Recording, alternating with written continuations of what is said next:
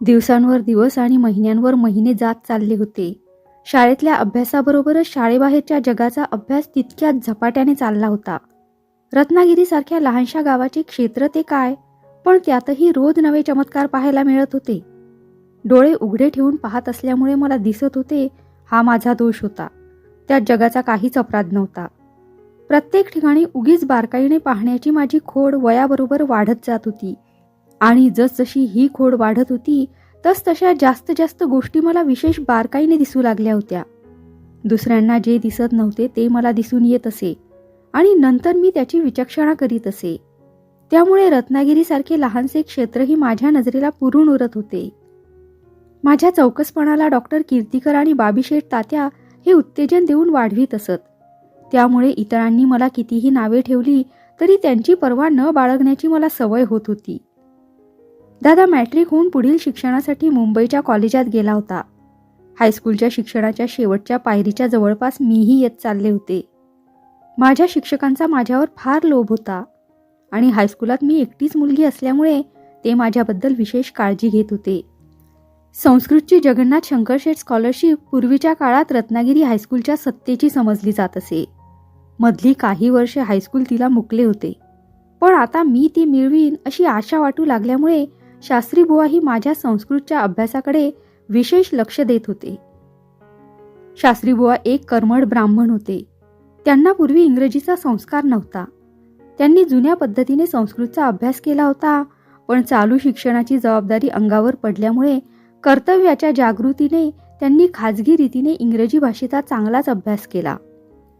इंग्रजीतून संस्कृत विषयाचे शिक्षण देण्यास त्यांनी सुरुवात केली होती.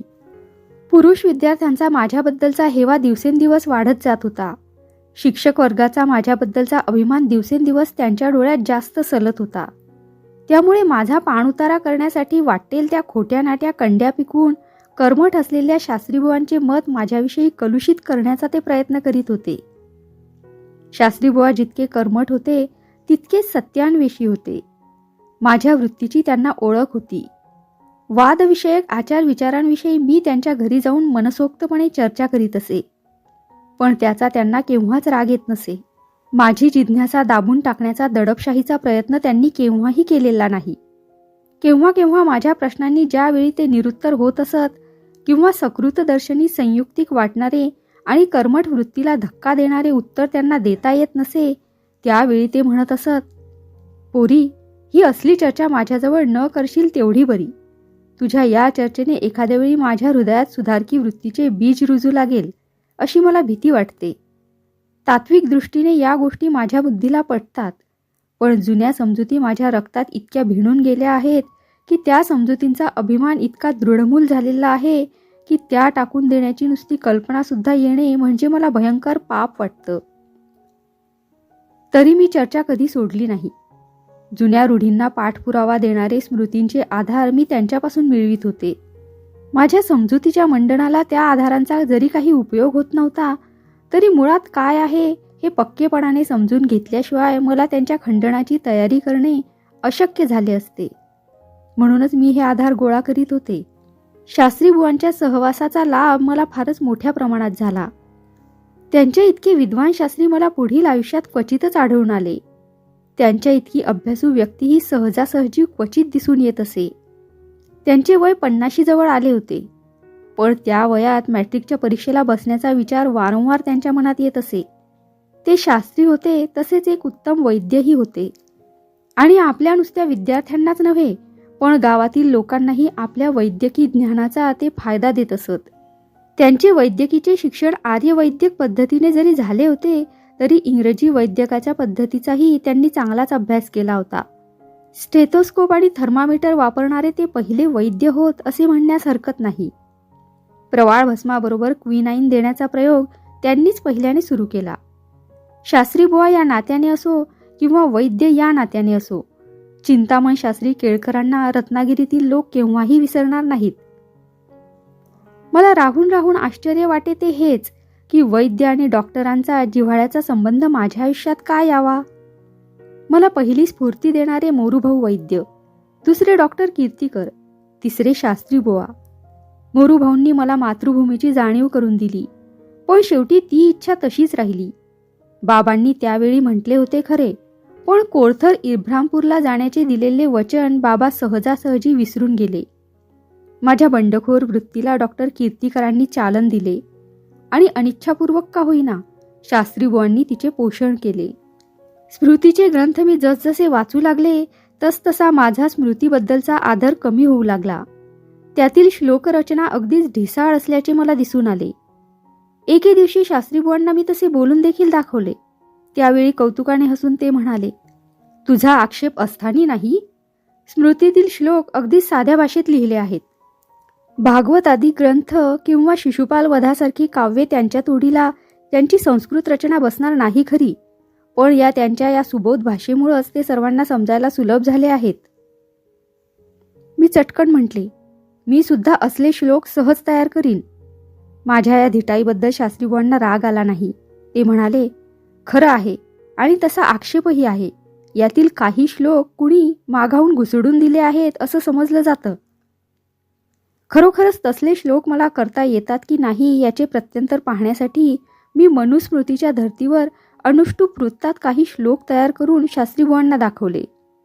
शास्त्रीबुवांच्या मताने सुधारकी वाटणाऱ्या काही मतांचा पुरस्कार करण्याचा विषय या श्लोकात योजिला होता. ते वाचून पाहता शास्त्रीबुवा म्हणाले, श्लोक चांगले आहेत यात संशय नाही. व्याकरणदृष्ट्या ते निर्दोष आहेत, पण त्यातील विषय मात्र सदोष आहे. उद्या असले बनावट श्लोक तयार करून ते स्मृतीतीलच आहे असं सांगण्याचा मोह तुला उत्पन्न झाला तर मला आश्चर्य वाटणार नाही. ही भलतीच कल्पना एका बंडखोर वृत्तीच्या मुलीच्या मनात आपण भरवून देत आहोत याची जाणीव शास्त्रीबुवांना त्यावेळी नव्हती. पण पुढील आयुष्यात असले श्लोक बनवून आधार दाखवणाऱ्या लोकांशी मी जो वादविवादाचा धुमाकूळ माजवला त्याचे सर्व श्रेयस शास्त्रीबुवांच्या या उद्गारांनाच होते हे कळायला ते आज हयात नाही याचे मला दुःख वाटते. काव्यशास्त्र विनोदात दिवस भराभर निघून जात होते आणि 14व्या वर्षी मॅट्रिकच्या परीक्षेला मी बसेन असे बाबांनी केलेले भविष्य खरे होण्याची चिन्हे दिसत होती. मी फारशी अभ्यासू नव्हते. पुस्तके घेऊन दादासारखी मी डोके खुपसून बसत नसे. उन्हाळपणा करण्यात माझा जास्त वेळ जात असे. तरीही अभ्यासातील माझी प्रगती इतर कोणत्याही अभ्यासू मुलापेक्षा जास्त प्रमाणात झाली होती. प्रत्येक 6माहीच्या परीक्षेत माझा नंबर पहिला येत असे आणि मुलगी असल्यामुळे मास्तर लोक उगीच जास्त मार्क देऊन तिला चढवून ठेवतात असे धडधडीत म्हणायला हेवेखोर पुरुष विद्यार्थ्यांना यत्किंचितही दिक्कत वाटत नसे. हेवेखोर पुरुष विद्यार्थ्यांना शत्रुत्वाच्या नात्याने माझ्या प्रगतीबद्दल जितके वाईट वाटत असे तितकेच छबी आणि कमला या माझ्या दोघा मैत्रिणींनाही मित्रत्वाचे नाते असतानाही वाटत असे. त्यात त्यांचा दोष नव्हता. त्यांची इच्छा जबर होती, पण ती पुरी करण्याची संधी त्यांना मिळत नव्हती. तशी संधी मिळाली असती तर छबीने माझ्यावरही नंबर पटकावला असता असे मी प्रांजळपणे कबूल करण्यास तयार आहे. अजूनही तिचे लग्न झाले नव्हते. तिच्या आईबापांच्या नजरेने ती लग्न होण्याच्या मर्यादेबाहेर वाढली होती, पण त्यांच्या जातीच्या दृष्टीने पाहिले तर तिच्या वयापेक्षाही जास्त वयाच्या मुली त्या जातीत त्या काळातही बऱ्याच दिसून येत असत. पण कमाच्या जातीचे तसे नव्हते. तिच्या जातीत फार मोठ्या वयाच्या मुली ब्राह्मणांप्रमाणे लग्नाशिवाय राहू शकत नसत. तिचे लग्न याच वर्षी काय वाटेल ते करून करण्याचा तिच्या आईबापांनी संकेत केला होता. तितक्यातच अचानक एक योगायोग घडून आला. मी शास्त्रीबुवांच्या घराकडून आमच्या बंगल्यावर यायला निघाले असता रस्त्यावर मला चिपळूणच्या कचेरीतील गोडबोले भेटले. त्यांनी पेन्शन घेतले होते. रत्नागिरीत त्यांचे घर असल्यामुळे ते आता एक प्रकारे वृद्धापकाळी माहेरवासी झाले होते. त्यांना पाहताच मला आनंद झाला. आनंद झाला तो गोडबोले भेटल्यामुळे नव्हे, तर माझी बालमैत्रीण बनी भेटेल, तिची ताई भेटेल आणि त्यांच्या सावत्र आईच्या गमतीही पाहायला मिळतील म्हणून. मी त्यांचा पत्ता विचारून घेतला. त्यांचे घर वरच्या आळीला होते. रविवार साधून मी त्यांच्या घरी गेले. मला पाहताच बनी आनंदाने फुलून निघाली, पण तिला पाहताच मात्र मला चमत्कारिक वाटले. ती एक भली मोठी अवजड हिरवी साडी नेसली होती. अर्धा हात भरून येईल इतक्या हिरव्या बांगड्या, गोट, पाटल्या, तोडे, गळ्यात ठुशी, वज्रटिका, कानात बाळ्या, बुगड्या, डोईत राकडी चंद्रकोर अशा अवजड भाराने ओथंबलेले तिचे स्वरूप पाहून मला आश्चर्य वाटले. अशी वेड्यासारखी पाहतेस काय? बनी म्हणाली. पाहू नको तर काय करू? इतक्या लवकर तुझं लग्न झालं असेल असं मला वाटलं नव्हतं. असे उत्तर देताना एक सुस्कारा नकळत माझ्या हृदयातून निघून गेला. इतक्या लवकर? बनी साधारण आश्चर्याने म्हणाली. इतक्या लवकर कशानं? तसं पाहिलं तर इतरांच्या मानानं माझ्या लग्नाला वर्षभर जास्तच लागलं असं बाबा म्हणतायत. आता मला हे 14वं वर्ष लागलं नाही का? निराळ्या वातावरणात वावरत असल्यामुळे मला तसे वाटले खरे, पण व्यावहारिकदृष्ट्या ती माझी चूक होती.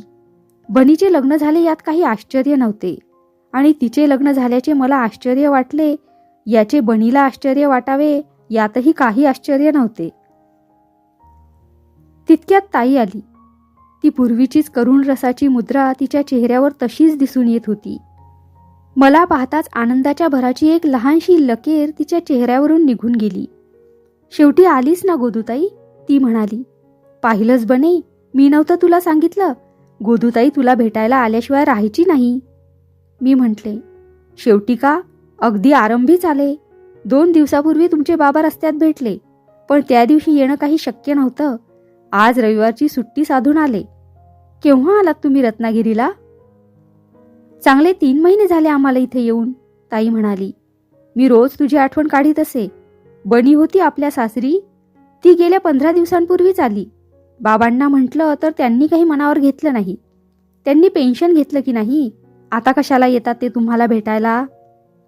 ताई बऱ्याच मोकळ्या मनानं बोलत होती. बापाने आमच्याकडे भेटायला यायचे नाकारल्यामुळे तिच्या मनाला बरेच लागून राहिल्यासारखे वाटत होते. हे असंच असतं, ताई म्हणाली. त्यावेळी दर रविवारी बाबा तुमच्या घरी जायला चुकत नसत. आता काकुळती केली तरीही ऐकेनात. तुला भेटण्यासाठी आम्ही तळमळत होतो. दुसऱ्या कुणाला काय त्याचं? तसं काही असतं तर मात्र हटकून गेले असते. ताई पूर्वीपेक्षा बरीच धीट झाल्यासारखी दिसत होती. दुसऱ्या कुणाला म्हणजे कुणाला हे माझ्या ध्यानात आलं, आणि मी विचारले, बनीची धाकटी आई कुठं आहे? अगदी खालच्या आवाजात ताई म्हणाली, गेली असेल कुठं गाव हुंदडायला. ती घरची मालकीण आहे, आमच्यासारखी परस्वाधीन नाही. प्रकरण बरेच विकोपाला गेले असावे असे मला वाटले. एरवी ताई इतक्या रोखाने बोलली नसती.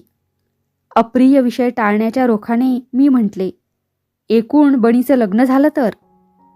हसतमुखाने ताई म्हणाली, हो झालं म्हणजे व्हायचंच.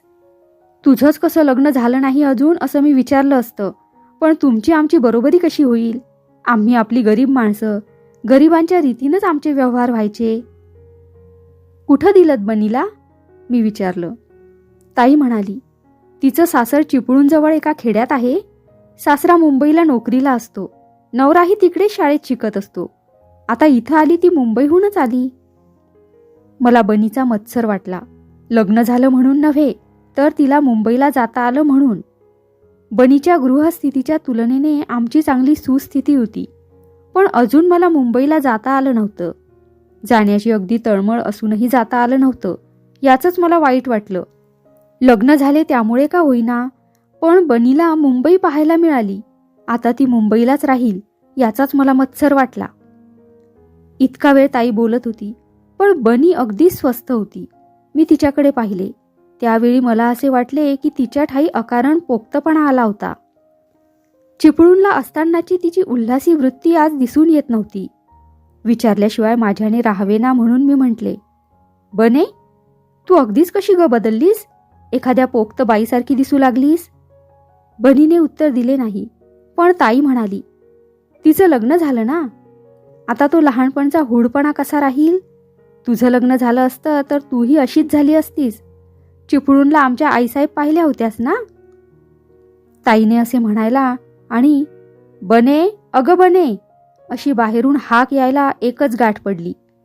आल्या वाटतं बाईसाहेब, असे म्हणत बनी धावतच बाहेर गेली. ताई आणि मी एकमेकींकडे नुसत्या पाहत राहिलो. ताईची मुद्रा अगदी कावरीबावरी झाली होती. वरिष्ठ अधिकारी आल्याबरोबर हाताखालचा कारकून जसा घाबरतो तशी तिची स्थिती झाली होती. मी काही बोलणार होते तोच बाईसाहेबांची स्वारी आत आली, आणि त्याबरोबर माझ्या ओठांवरचे शब्द तोंडातच राहिले. बनीच्या कडेवर एक लहान मूल होते. ते अगदीच किचकट दिसत होते. त्या मुलाच्या अंगात खणाचे झबले होते आणि डोक्यावर खणाची कुंची होती. त्यामुळे तो मुलगा होता की मुलगी होती हे समजण्यास मार्ग नव्हता. मला पाहताच बाईसाहेबांची स्वारी थांबली आणि म्हणाली, असं आपली स्वारी आली आहे, तेव्हाच बनी नाही आली बाहेर. आता काय करणार आहे आपली स्वारी इथं येऊन? आता ते चिपळूणचे दिवस विसरा म्हणावं. पेन्शन घेणं झालं ते कळलं आहे ना गोदूताई. आता काही तुमचा आमचा वरिष्ठ कनिष्ठ संबंध राहिला नाही. आता इथं यायचं असेल तर चांगल्या माणसासारख्या वागा म्हणावं. ती तसली कुचकट बोलणी आता कुणी ऐकून घेणार नाही. बोलत बोलत बाईसाहेब आत निघून गेल्या. तिचेही वय फारसे मोठे नव्हते, पण बोलण्याचा आव मात्र मोठ्या आजीबाईचा होता. मला त्याचे आश्चर्य वाटले नाही, कारण ही तिची पूर्वीचीच वृत्ती होती. भाऊ की बहीण? मी बनीला विचारले. भाऊ असे म्हणताना तिच्या डोळ्यांना पाणी आले. याचे मात्र मला आश्चर्य वाटले. आपल्याला भाऊ झाल्याबद्दल तिला वाईट का वाटावे? मन मोकळे करून बोलण्याची संधी गेली होती, पण मी तशीच निघून गेले असते तर तेही बरे दिसले नसते. इकडल्या तिकडल्या गोष्टी बोलत आम्ही तिघीही बराच वेळ बसलो. ठकीचेही लग्न झाल्याचे बनीने सांगितले. तिचेही सासर मुंबईलाच होते. आम्ही बोलत होतो तोपर्यंत बनीची आई बाहेर आली नाही. ताईने घरात जाऊन मला एक लाडू आणून दिला. मला चिपळूणची आठवण झाली. गृहस्थ धर्माला अनुसरून मी लाडू खाऊन पाणी प्याले, पण एकंदरीत मनाला फारच संकोच वाटत होता. मोकळेपणाने असे काहीच बोलता आले नाही. मी जायला निघाले त्यावेळी आतून आवाज ऐकू आला. तिला चांगलं कपाळभर कुंकू लाव बरं बने. मी काही कुंकू लावायला यायची नाही, आणि माझी बखोटी धरून ओढायलाही इथं कुणी नाही. त्या चिपळूणच्या गोष्टी आता विसरा म्हणावं. मी निरोप घेऊन निघाले. बनीला आमच्या बंगल्यावर येऊन भेटण्याचे आमंत्रण दिले. घरी आल्यावर माझ्या मनात सारखे विचार येत होते. जशी मी तशीच बनी. एकदम तिच्यात एवढा फरक का पडला? असा संकोच का उत्पन्न झाला? नुसते लग्न झाले असे म्हटल्याने एवढा पोक्तपणा तिच्या ठाई का आला? माझे लग्न झाले नव्हते म्हणूनच मी अशी पोरकट का? लग्नामुळे वृत्तीलाही निराळे वळण का लागते? हा परिणाम लग्नाच्या विधीचा की परिस्थितीचा? असे हे लग्न म्हणजे आहे तरी काय? पुन्हा तोच प्रश्न उभा राहिला, पण त्याचे निराकरण होण्याची संधी बनी प्रत्यक्ष भेटल्याशिवाय मिळाली नसती. ती बंगल्यावर येऊन मन मोकळे करून बोलल्याशिवाय माझ्या प्रश्नाचा उलगडा झाला नसता. इतरांच्या उत्तरापेक्षा तिचे उत्तर जास्त सप्रमाण ठरणार होते. ती माझ्याच वयाची होती आणि तिचे लग्न झाले होते. लग्न झाल्याने काय वाटते याचा विचार तिने केला होता की नाही याची मला खात्री नव्हती. लग्न होणे म्हणजे काहीतरी विशेष होणे असे माझ्याप्रमाणे तिला वाटले असतेच असे नाही. जी मुलगी आहे तिचे लग्न होणारच याच प्रापंचिक प्रवाहाबरोबर वाहवत जाऊन ती पोक्त बनली होती. इतर मुली लग्न झाल्याबरोबर हूडपणा टाकून देतात तसाच तिने तो टाकून दिला होता. विचारपूर्वक कोणतीही गोष्ट ती करीत असावी असे मला वाटले नाही. याला कारण माझा स्वतःबद्दलचा अभिमान. मी कुणीतरी आहे अशी तीव्र जाणीव पहिल्यापासून माझ्या हृदयात जागृत होती. इतर मुली माझ्यासारख्या नाहीत. प्रत्येक गोष्ट माझ्यासारखी बारकाईने विचक्षणापूर्वक पाहायची इतर मुलींना सवय नाही असे माझ्या आत्माभिमानामुळे मला वाटत असे. ठकीच्याबद्दल मी असे म्हटले नसते. ठकी इतर मुलींसारखी नव्हती. ती बुद्धिमान होती. लग्न झाल्यानंतर वृत्तीत फरक का होतो याची विचक्षणा बनीपेक्षा ठकीने जास्त बारकाईने केली असती, पण तिची भेट होण्याचा संभव नव्हता. बनीची इच्छा असती तर ती ठकीला भेटू शकली असती, कारण तिचेही सासर मुंबईलाच होते. पण बनी ठकीला भेटायला जाणार नाही. कदाचित इच्छा असली तरी तिला जाता येणार नाही हे मला माहीत होते. मी मुंबईला गेले तर? माझी परीक्षा आता जवळ आली होती. परीक्षेसाठी मी मुंबईला जाणार होते, पण ठकीचा पत्ता मला कसा मिळणार? परीक्षा पास झाल्यावर? मी परीक्षा पास होणार याची माझ्या शिक्षकांप्रमाणे मलाही खात्री होती. मी कॉलेजात जाणार होते, पण ती मुंबईच्या नव्हे. दादा मुंबईच्या कॉलेजात जात होता, पण बाबा मला पुण्याला ठेवणार होते. म्हणूनच ठकीची भेट लवकर होण्याचा संभव नव्हता. म्हणूनच निदान बनीशी तरी पोटभर बोलायला मिळावे म्हणून मी फार उत्कंठित झाले होते.